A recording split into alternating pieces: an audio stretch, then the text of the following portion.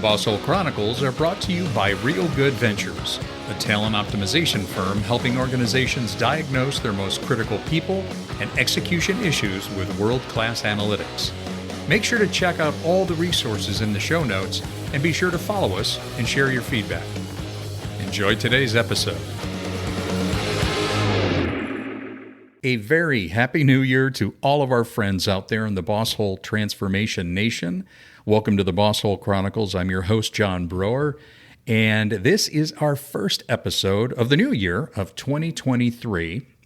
I'm going to be flying solo today because my amazing friend and partner, Sarah Best, whom we all know and love, is finishing up her holiday break, and I actually thought it'd be kind of fun to do a bit of a retrospective on this last year. In 2022, we had so many amazing guests and subject matter experts and stories and just remarkable content that I thought, what better way to kick off 2023 than to hit the highlights of last year? So that's actually what we're going to do for this particular episode. But I just want to remind everybody, be sure to stay tuned because coming up in the rest of the month of January, we have a remarkable lineup of subject matter experts and additional topics that are going to further our efforts to help our managers and our supervisors and our leaders stay out of the boss hole zone and to really elevate their capabilities of developing other people and changing the world, because that's what we're doing, one boss hole at a time. So the first highlight I'm going to share with everybody comes to us from Mr. Rich Sheridan, who is the chief storyteller for Menlo Innovations. And Rich joined us on the podcast back on January 11th of last year. And what I thought was so remarkable about Rich's appearance was that he talked about how his organization and his group of leaders really worked very intentionally to emerge stronger from the pandemic. And I don't think it's any surprise that at the beginning of 2022, there were still a lot of stories about organizations and teams still adjusting and emerging out of the impact of the pandemic. But I thought Rich's perspective on this was healthy and really enlightening and something that we wanted to hear again. So here it is. Obviously, the pandemic has caused us to have to reinvent many of the traditional practices we've used at Menlo over these years. And I wasn't sure my old brain was ready for that. And good news, the team led. I followed. And now I see what they're doing. We absolutely emerged stronger from the pandemic, which was kind of a call to arms here. We set up a rallying cry when the pandemic started that we will get back to thriving again. And it was a 5-step plan of survive, adapt, sustain, emerge stronger, and thrive again if we do all those other things. And we got there. And it was delightful to watch the team lead that effort. And I will say what I'm learning to do personally, Sarah, is just keep stepping back, letting them lead, letting the team lead. They are growing the company. They are growing personally, and it is just a delight to watch. I remember specifically when Rich made that comment about stepping back and letting his people lead. And that can be a very, very difficult thing to do.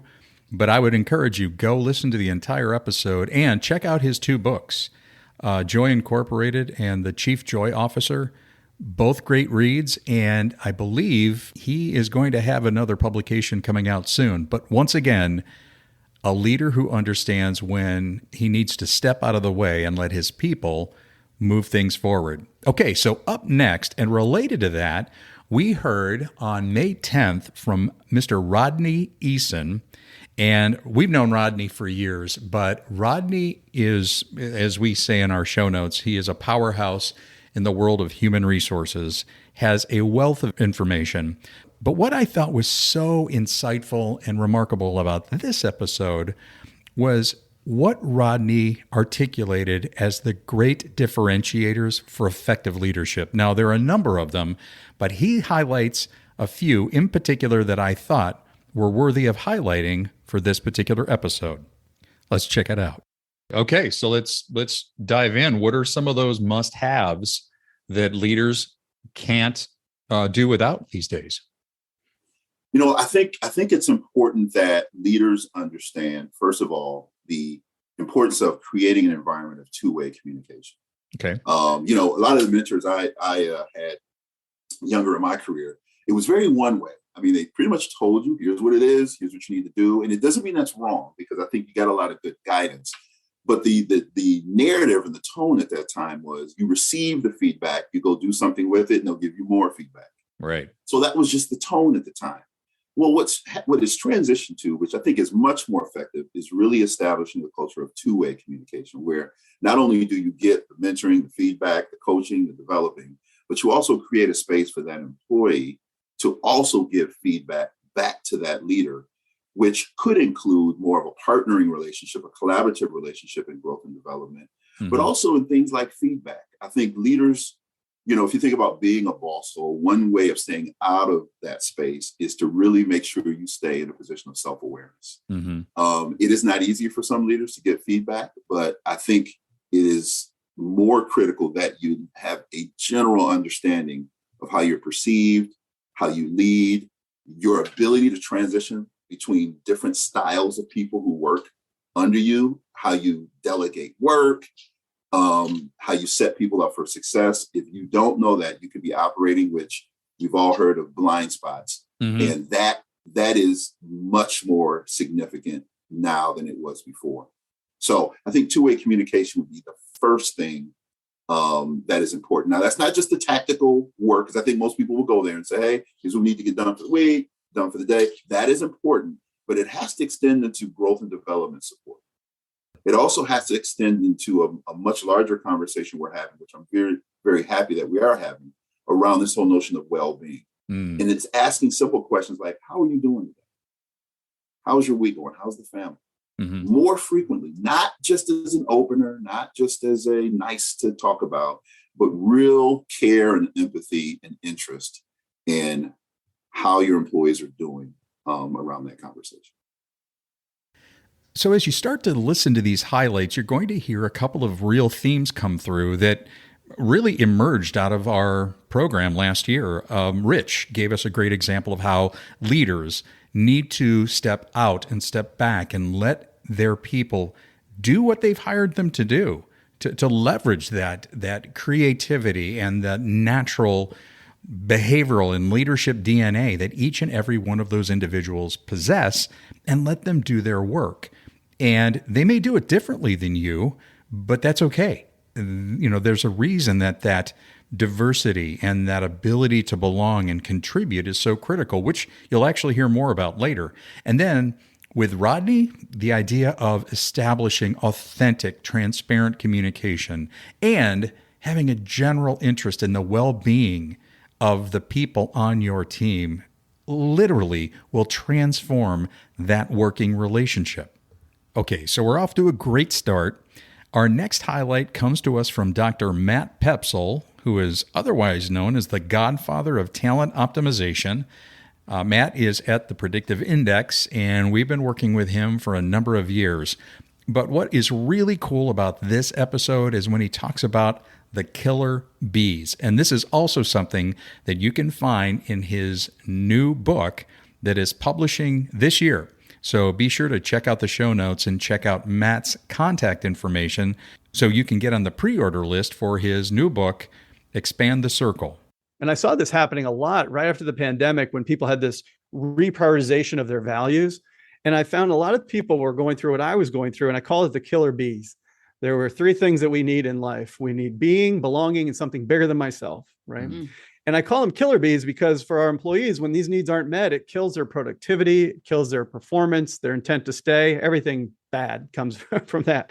So in terms of trying to figure out how am I going to address these needs that we all have, and I personally was experiencing about being, how can I be myself and bring my full self to my work? Belonging, how do I feel great about the people I'm working with? And then something bigger than myself, how do I find my purpose and my mission in life? I was having these experiences, and then my father got a call from his oncologist, and he was diagnosed as having a tumor on his kidney. And I thought, oh, that's right. We all know how this ends.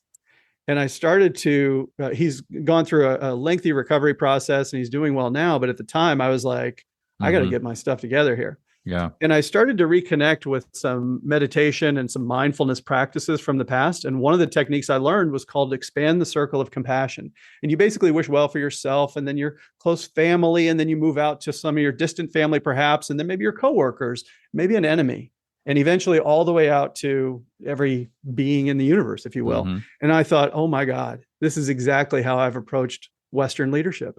So I infused this Eastern philosophy and Western leadership together and said, if I can teach leaders and myself how to lead yourself, then lead others, like one other person, lead a team, lead an organization, lead out into the world, this is something that we can do. And that became the heart of the book and the practices that I teach now. You know, Matt's episode reminds me of an old saying, and it goes something like this: a person that gets wrapped up in himself makes a very small package. And Matt's whole episode talks about a different perspective. And as you heard him talk about expanding the circle and an awareness and an understanding of others and compassion for other people, even people that you would not consider to be close friends, or as he even says, enemies. But where it starts is getting right with oneself. And what I think our leaders of today, our managers and supervisors, can take away from this episode is the necessity for that self-awareness and that exploration of your motives, your perspectives, your view of the world and your view of others. And as we've said before, is it above the line or is it below the line?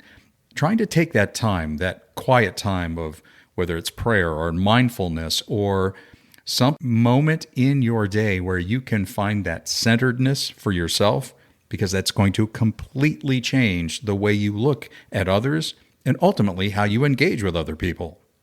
In 2022, we also had a number of guests that joined us to talk about diversity, equity, inclusion, and belonging. And I want to highlight one such subject matter expert, and her name is Jackie Quarko from the Predictive Index, and she oversees the Change at Work program at PI. Jackie is a remarkable individual, and we had a great opportunity to have a chat with her about DEI and B, but in a different way, in a way that I think she provides great perspective and an illuminating way to understand how to position diversity, equity, inclusion, and belonging from the tenets of inclusion, transparency, and employee-led action. Let's listen in. When we think about inclusion and how powerful that is, it's really about, again, you're valuing someone else's thoughts to have really productive conversations. You're engaging, you're saying, let's have more of these productive conversations where we're really solving these big issues that are not only challenging an individual company or a team, but society. So you're really saying, I don't have the solution on my own. Let's look and ask others. Let's engage in this dialogue in which the sky's the limit. Let's think big, and then we can obviously go and think about scope and be realistic. But you're inviting all of this different ideas that are so essential to pushing to that common goal of being better. Like we want to have work make the world better and society better. And so we have to start somewhere.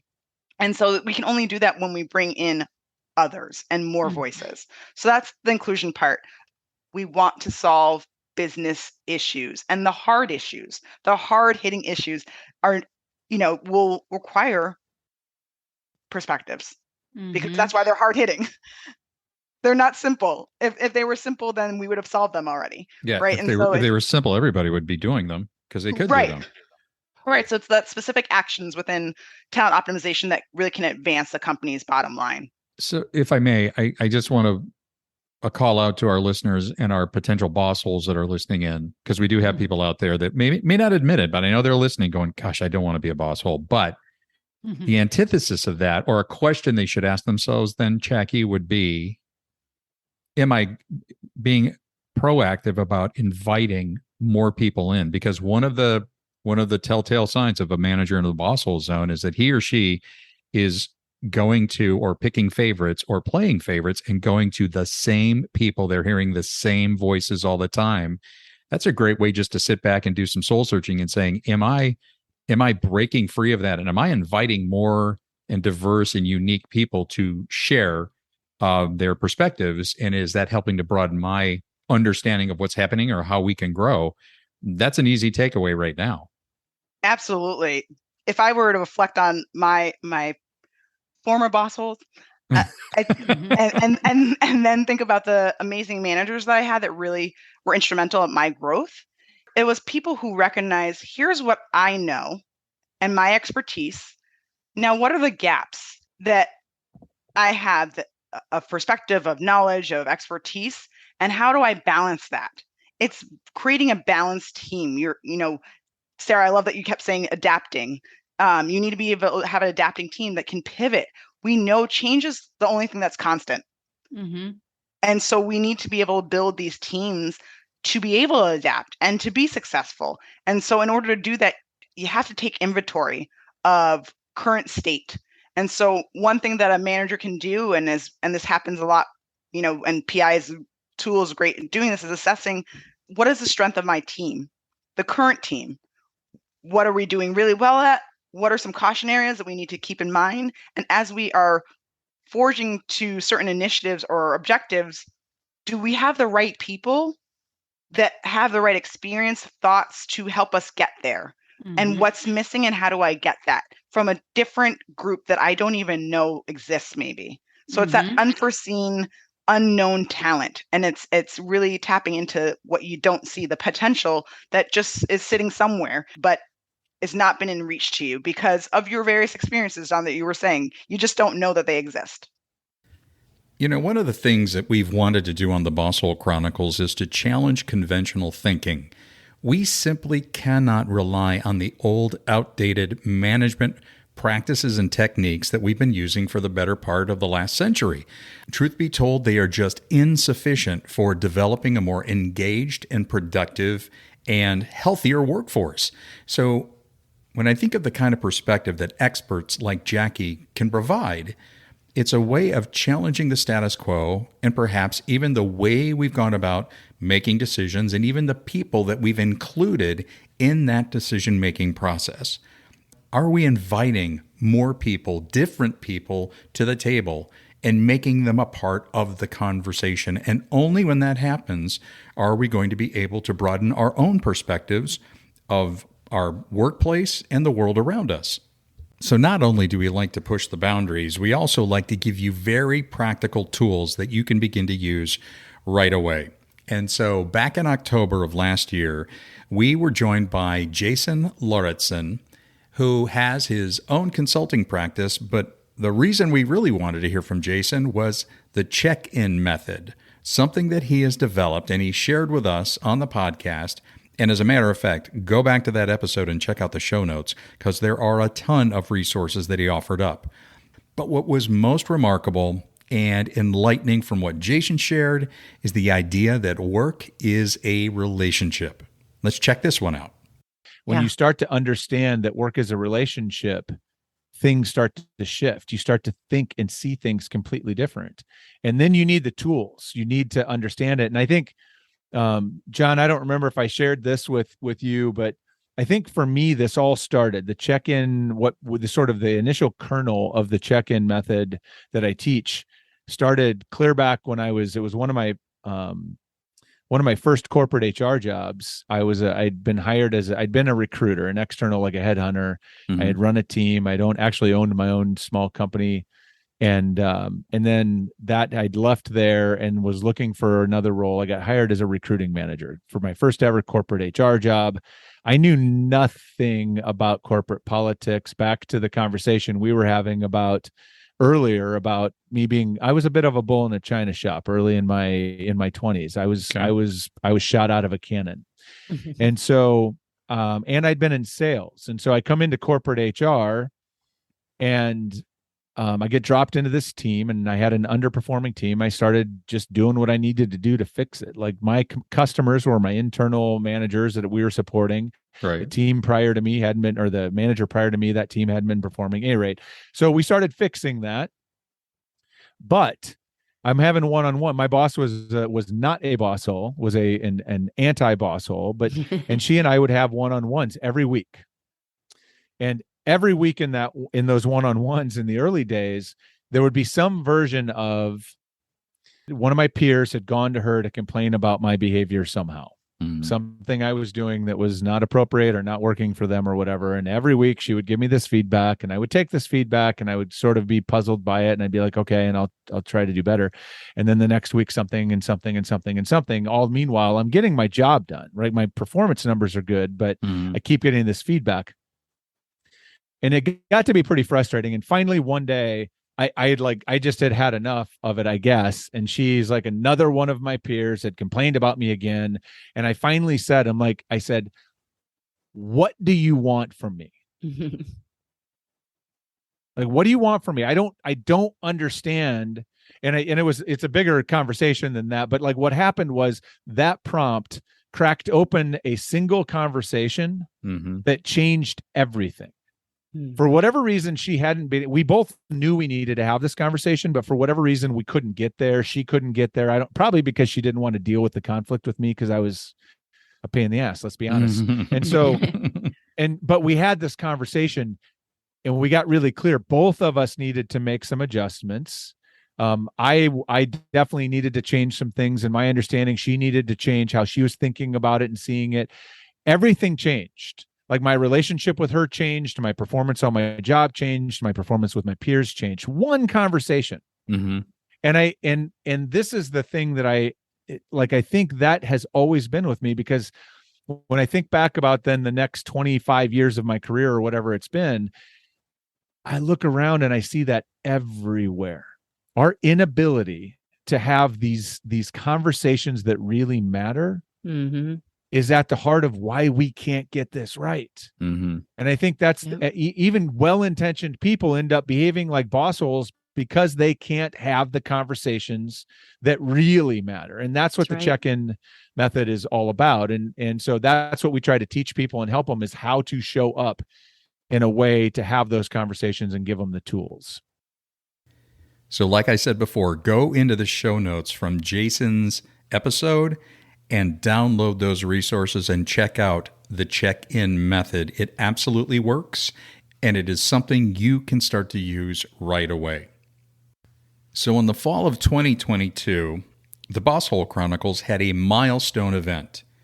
Just shy of being 2 years old, we published our 100th episode, and we knew we needed to have a big name and a powerhouse for that particular episode, and we got one.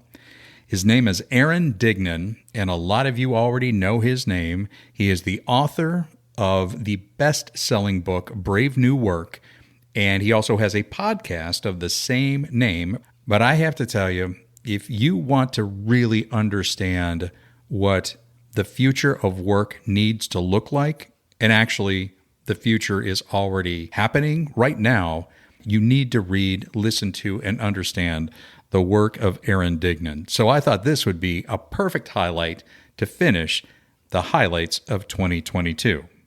At a macro level, what I think is happening to work is that all the things that we used to have in monotheistic pillars are being atomized and broken into pieces. And so what you see is, it used to be one handbook. Now it's all these blown out agreements and murmur. It used to be one manager. Now what we're seeing is actually a manager is a collection of roles, 6, 7, 8 roles. I don't want those roles to go away. I just don't think they all need to be in fill. They can be spread out. There are ways to take all the things that we got from the previous system and atomize them and get them in different ways and from different places. And quite frankly, even the idea of leader to me is a misnomer. I don't see leader as a noun. I see leadership as a verb, and I see it as something that people do all the time. And for example, if we're in a conversation about, making a pizza, I'm not a leader. If we're having a conversation about org design, maybe I am. There are people in my organization that step forward when the conversation turns to different topics. As an example, when we're talking about diversity, equity, and inclusion at work, Mm-hmm. guess who's not the first person that should be standing up on the podium? It's this white guy. And that's fine. That's the beauty of it, right? When you atomize leadership and you atomize management, you get a living system where, the birds in the flying V, it's not the same pattern all the way to Canada. They rotate. And play different positions. And I think same thing for us. In different contexts, we have different kinds of leaderships playing roles. In different contexts, we have different role mixes that accomplish those same objectives. Sometimes when I'm trying to plan for the future, I'm doing it by myself. Sometimes I'm asking the team to vote with monopoly money on what they sense and experience in the world around them. So I think that to me is the big shift that's going on, is we keep breaking things down into smaller pieces so that we can get more out of our systems, right? When there's more Legos, you can make a higher resolution piece of artwork. And so the smaller the pieces are, the more we can do. Now that is a new way to look at leadership and how leaders need to show up to the people around them. And I just hope that this little walk down memory lane of the highlights, just some of the highlights of 2022, have been helpful and useful for you. I love going back and listening to them. We have so appreciated all of the subject matter experts and all of the stories our guests have shared with us. And I want to encourage you to keep listening. Tell your friends, share feedback, let us know what you want to hear about. And remember, if you have a Boss Hole story of your own, just reach out to us. We'd be happy to have you on, not to be mean. And we don't use anybody's real names, not yours, not the name of the Boss Hole, not even the name of the organization. But it's all in an effort to understand how do we elevate and upskill our managers and our supervisors to stay out of the boss hole zone and be more effective developers of other people and making this a better world in which we can work. Hey, everybody, thanks for letting us do this and share these highlights from last year with you. We have got plenty more highlights lined up for you for 2023, especially in the month of January. So keep listening in, and we thank you for listening to the Boss Hole Chronicles. We'd like to thank our guests today on the Boss Hole Chronicles. And if you have a Boss Hole Chronicles story of your own, please email us at mystory@thebossholechronicles.com. Once again, mystory@thebossholechronicles.com. We'll see you again soon.